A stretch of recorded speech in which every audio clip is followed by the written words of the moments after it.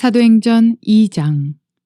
오순절 날이 이미 이름에 그들이 다 같이 한 곳에 모였더니 호련히 하늘로부터 급하고 강한 바람 같은 소리가 있어 그들이 앉은 온 집에 가득하며 마치 불의 혀처럼 갈라지는 것들이 그들에게 보여 각 사람 위에 하나씩 임하여 있더니 그들이 다 성령의 충만함을 받고 성령이 말하게 하심을 따라 다른 언어들로 말하기를 시작하니라. 좋은 날입니다. 성령님께서 오늘도 여러분의 심령 가운데 큰 확신과 평안 주시기를 주님의 이름으로 축복하여 드립니다. 오늘은 사도행전 2장 1절부터 4절까지의 말씀만을 통해서 주님의 음성을 들을 수 있기를 바랍니다. 성경의 각 부분들, 특별히 오늘의 본문은 우리에게 굉장히 중요한 계시의 음성을 들려주고 있습니다. 특별히 오늘 이 본문의 내용은 오순절 성령 강림에 대한 이야기입니다. 오순절 날이 다가올 때마다 교회들에서는 이 설교를 하고 있지만은 실상 많은 성도들이 교회를 오랫동안 다녔음에도 불구하고 오늘 본문이 우리에게 주는 영적 의미가 얼마나 크고 중요한지를, 그리고 어떻게 우리의 삶에 적용해야 될지를 모르는 경우가 너무나 많습니다. 오늘 본문의 이야기는 오순절이 우리에게 어떤 영적 의미를 주며 그것을 우리 삶에 어떻게 실천할까에 대한 매우 중요한 내용을 다루고 있습니다. 오늘 본문 읽어보셨죠? 오늘 여기에 나오는 단어 중에 우리가 명심하고 주의 있게 살펴야 될 단어들은 오순절 날이 임하였다는 것입니다. 바람, 불 이런 표현이 나왔습니다. 어떤 분위기 속에서 하나님의 영의 임재가 있었다는 걸 말하는 거죠. 바람과 불, 그리고 성령의 충만함을 받았다는 이야기. 성령님이 임하였다는 거죠. 그 다음에 또 중요한 이야기는 다른 방언으로 말하기 시작하더라. 나중에 보니까 각 사람이 방언을 말하는데 각 나라 사람들이 자기의 말로 이 방언을 이해하고 그것을 깨닫기 시작하더라는 거죠. 이 중요한 내용을 다루기 위해서 하나님은 이 본문 속에서 이런 단어들을 사용했습니다. 먼저 알아야 할 것은 오순절 날이 임하였다는 것입니다. 이것은 하나님의 카이로스 타임이 임하였다는 말의 표현과도 같습니다. 오순절 하면 여러분이 탁 떠오르는 생각이 무엇입니까? 성경을 연구한 사람이라면 첫째, 이스라엘 백성들이 출애굽하여서 50일 만에 도달한 곳이, 이 오순절에 도달한 곳이 어디라고요? 시내산입니다. 그 시내산에 도달했을 때 모세는 하나님을 만나기 위해서 시내산 꼭대기로 올라갔고, 그때 모세가 하나님을 만나러 올라갈 때 하나님의 소위 영광, 셰키나의 영광이라고 하는 것이 임하였는데, 그때 나타난 현상이 번개, 바람, 불 이런 표현들이었습니다. 그래서 오늘 본문에 바람과 불이라는 표현은 우리로 하여금 오순절 날에 시내산에서 모세가 하나님을 만날 때의 현상을 보여주고 있는 것입니다. 이스라엘 백성들의 삶에 있어 매우 중요한 부분이 시내산에서 하나님으로부터 십계명과 율법을 받는 사건이었습니다. 그것이 그들의 삶의 기초가 되는 것이죠. 레위기에서 설명한 것처럼 율법, 십계명은 우리의 삶의 기준, 영적 기준, 도덕적 기준, 사회적 기준 이런 것을 우리에게 주는 것이라는 면에서 이것은 매우 중요한 사건이었습니다. 그래서 이 오순절 날에 시내산에 도달했을 때 일어난 그 일의 표현을 지금 하고 있는 것입니다. 그런데 그 오순절 날에 바람과 불 가운데에서 하나님의 셰키나의 영광이 나타났다는 것을 오늘 본문은 말합니다. 그 다음에 두 번째로 알아야 할 것은 오순절 날에 대해서 절기를 지키라고 하면서 봄절기와 가을절기 중간에 여름의 절기가 옵니다. 6월절, 무교절, 초실절. 초실절은 예수님의 부활을 상징하죠. 이 초실절로부터 세어서 50일이 되는 날이 오순절입니다. 이 오순절이 주는 의미가 뭔지를 알기 위해서는 하나님께서 가을, 여름, 봄절기, 봄, 여름, 가을 절기를 통해서 우리에게 말씀하시고자 하는 의미가 뭔지를 알 필요가 있습니다. 봄절기는 주로 봄의 보리 추수 기간에 일어납니다. 여름절기, 오순절은 밀 추수 기간에 일어납니다. 그리고 가을절기는 과실 추수 때 일어납니다. 특별히 포도의 추수 때 일어나는 절기입니다. 거두절미하고 모든 절기는 하나님의 추수와 연관이 있습니다. 영적 추수라는 것이죠. 그렇게 볼 때 봄절기는 첫 하나님의 영적 추수로서 예수님의 부활, 예수님이 첫 번째 추수의 첫 열매라고 성경은 표현하고 있습니다. 밀추주는 오순절 기간에 일어나는데 오늘 여기에 오순절 날이 이미 이름에, 추수 기간이 이름에, 밀 추수 기간이 이르렀다는 것입니다. 밀은 우리 삶의 주식에 대한 해당되는 것입니다. 특별히 이 본문을 쓰고 있는 유대인들과 중동 지역과 유럽 지역과 미국 지역과 전 세계 민족들에게 밀은 빵을 제공하는 매우 중요한 주식의 부분입니다. 그래서 이 밀 추수는 큰 추수라고 표현할 수가 있습니다. 그래서 오순절 날에 첫 번째 나팔을 봅니다. 드디어 본격적인 추수가 시작되었다는 의미이지요. 다시 말해서 이 오순절 날은 하나님의 본격적인 추수가 시작되는 시즌이었다는, 그 오순절 날이 이미 이르렀다는 것입니다. 할렐루야. 그러니까 이 오순절 날이 이미 이름에 하는 이 하나님의 구속의 시간표, 추수의 시간표, 이것이 지금 왔다는 것을 성경은 말하고 있는 것이죠. 언제? 2000년 전에 마가의 다락방에서 120문도가 기도할 때 그 오순절 날이 임했다는 것입니다. 매년마다 오순절 날이 임하죠. 왜 오순절 날을 우리가 지켰는고 하니 그것은 하나님의 추수의 때가 온다, 온다, 온다 하는 것을 기대하기 위해서, 그리고 실제적으로 이 오순절의 가장 강력한 성취가 바로 오늘 이 본문에 2000여 년 전에 예수님의 12제자와 그리고 120문도가 함께 마가의 다락방에 기도할 때 그 오순절 날 첫 추수가 시작되어졌다는 것을 성경은 우리에게 선언하고 있는 것입니다. 그런 의미에서 이것은 굉장히 중요한 의미를 지닙니다. 또 오순절 날에 일어난 일이 무엇인가 하니 바람과 불, 시내산에서 오순절 날에 이스라엘 백성들에게 무슨 사건이 있었습니까? 하나님이 모세를 통해서 십계명과 율법을 주신 것입니다. 그런데 이스라엘 백성들은 역사를 통해서 이 하나님의 율법과 십계명을 지키지 못했습니다. 하나님의 기준을 따라 살지 못했다는 이야기지요. 그것 때문에 이스라엘 백성들은 아수리아에 그리고 바벨론에 포로로 잡혀가고 온 세상에 디아스포라로 흩어지는 불행한 이런 심판을 받게 된 것이죠. 왜 그런가 하니 이 율법이 그들의 마음판에 완전히 새기지지 않고 귀로만 듣고 지식으로 남는 상태에 있었기 때문이고 내 안에 있는 죄악된 본성을 이겨내는 능력이 되지 못했다는 것입니다. 그러면 언제 이 율법이 율법되게 내 안에 있는 죄악된 본성을 이기는 능력으로 임하게 될까요? 성령이 임하게 될 때입니다. 그래서 오순절 날은 이스라엘 백성에게는 율법을 받은 날이고 예수 믿는 우리들에게는 성령이 임하여서 이 율법이 우리 심령 마음판에 새겨진 날이라고 성경은 기록하고 있는 것입니다. 예레미야서에서 에스겔서에서 이것을 말하고 있습니다. 다시 언급하고 싶지 않습니다. 너무나 자주 사용한 내용이기 때문입니다. 하나님이 마지막 때 그의 백성들에게 그 심령 속에 율법을 성령을 부어주셔서 이 성령이 우리의 굳은 마음을 제하여서 부드럽게 하고 하나님의 율법의 말씀을 깨달아서 스스로 실천할 수 있는 능력을 주는 것이 성령님이라는 것입니다. 그날이 오늘 임했다는 것입니다. 그러니 성도들에게 이 오순절 날을 얼마나 중요한지를 알아야 하며 우리가 얼마나 매 순간 이 오순절 날에 임하는 성령님의 강림과 그분의 내 안에서의 내주하심과 그분의 음성에 순종하며 삶을 살아가야 하는 것을 우리는 절실히 깨달아야만 합니다.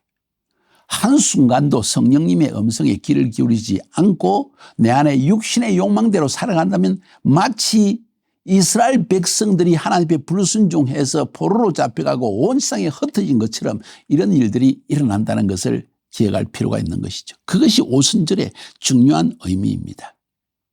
두 번째, 오늘 본문에서 말하고 있는 것은 방언을 하게 되었더라 하는 이야기입니다. 나중에 살펴보면 이 방언이 특별한 카자흐 방언, 한국 방언, 영어 방언, 러시아 방언 이런 것이 아니고 하나님의 영적인 랭귀지였습니다. 영적 언어였다는 것이죠. 놀라운 사실은 그 초대교회에서 하나님이 성령의 강림과 함께 주신 방언은 어떤 사람이 방언으로 말을 하면 페르시아 사람은 페르시아 말로, 아랍 사람은 아랍 말로, 미국 사람은 영어로, 독일 사람은 독일 말로, 한국 사람은 한국어로 그걸 알아들었다는 것에 의미가 있는 것입니다.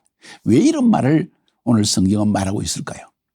언어의 분리, 언어로 말미암아 분리된 세상은 이해가 되어지지 않는 세상, 유니티, 연합이 되어지지 않는 세상입니다. 말이 굉장히 중요하다는 것이죠. 언제부터 이렇게 말이 갈라졌습니까? 인간이 바벨탑을 쌓은 순간부터 하나님의 심판을 받아서 바벨탑은 무너지고 모든 사람들이 그 당시에 한 언어였는데 흩어져서 여러 가지 언어로 갈라져서 서로 이해할 수 없는 상태에 빠졌습니다. 왜? 인간의 말로 서로 이해하기 시작하면서부터 하는 이런 죄악된 어떤 일을 행하는 것입니다. 하나님을 대적하는 일을 하더라는 거죠. 바벨탑을 쌓는 일이 일어났다는 것입니다. 그래서 하나님이 혼동케 해서 서로 알아듣지 못하게 했습니다.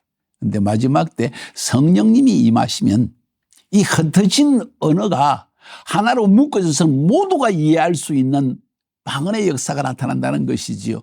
다시 말해서 연합된 마음, 하나된 마음, 한 비전 가운데 살아갈 수 있는 마음, 성령님이 임하게 되어질 때 카자흐 사람도 러시아 사람도 한국 사람도 미국 사람도 독일 사람도 아랍 사람들도 모두 한 마음, 하나님의 영 안에서 한 마음을 품고 나갈 수 있다는 것입니다. 어떤 한 마음입니까?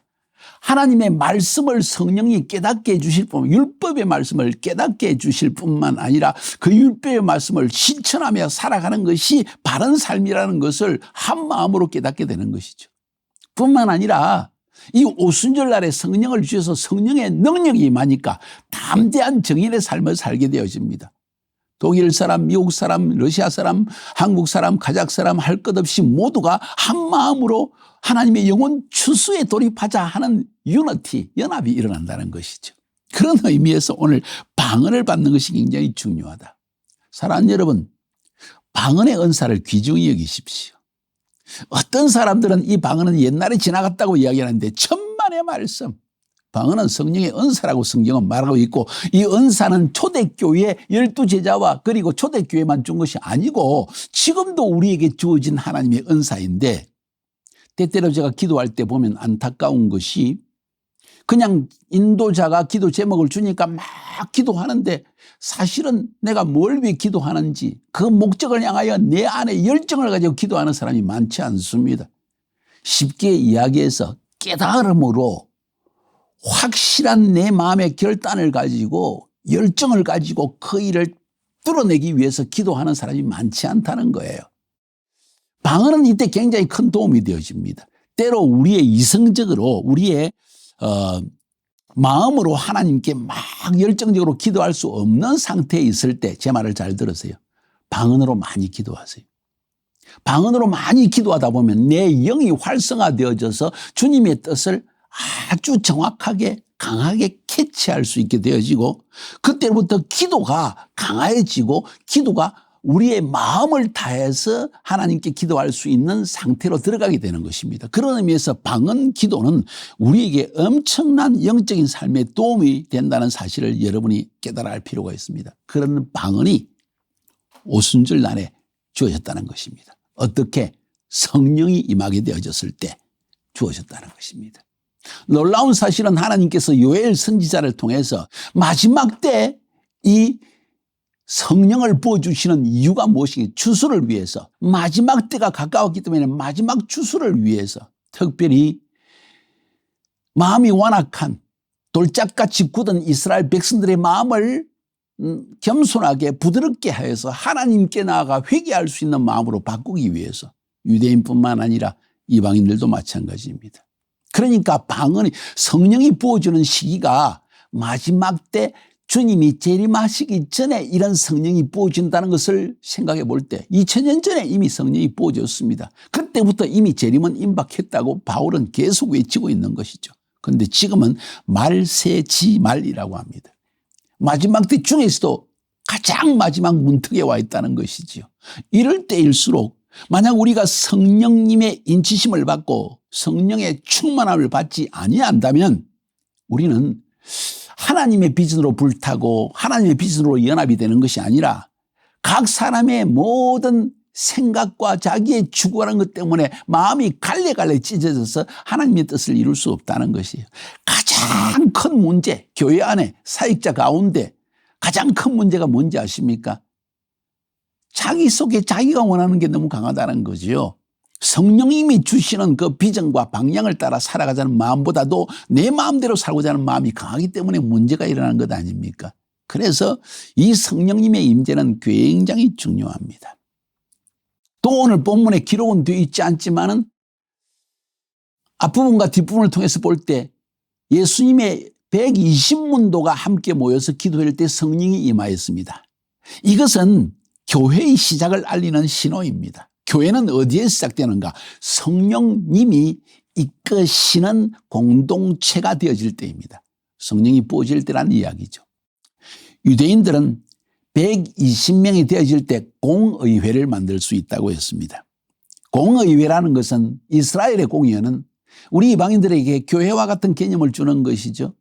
그러니까 120문도가 마가의 다락방에서 기도할 때 성령을 받았다는 것은 바로 신약 시대의 교회의 탄생을 의미하는 것입니다.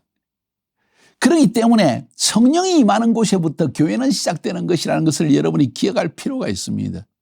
그래서 오늘 본문의 오순절의 의미, 방언의 의미, 성령의 부어주심의 의미, 그리고 교회의 시작이라는 이 네 가지의 중요한 이야기를 여러분에게 나누어 드렸습니다.